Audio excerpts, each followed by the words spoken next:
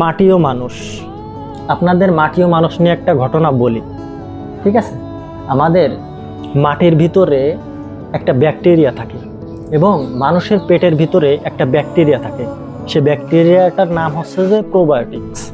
এখন এই মাটির ব্যাকটেরিয়া এবং মানুষের যে ব্যাকটেরিয়া, এদের ভিতরে সুন্দর একটা বন্ধুত্ব, কারণ মানুষ হচ্ছে যে প্রকৃতির একটা অংশ।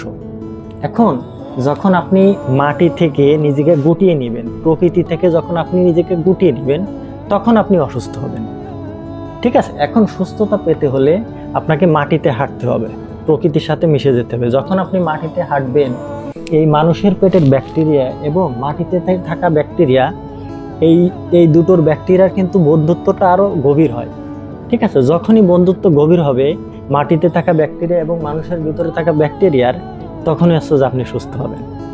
এখন সুস্থতা পেতে হলে আপনাকে প্রকৃতির মাঝে ফিরে যেতে হবে, যে কথাটা জুয়েল ভাই বারবারই বলেন। এজন্য সুস্থ থাকতে হলে প্রকৃতির মাঝেই যেতে হবে।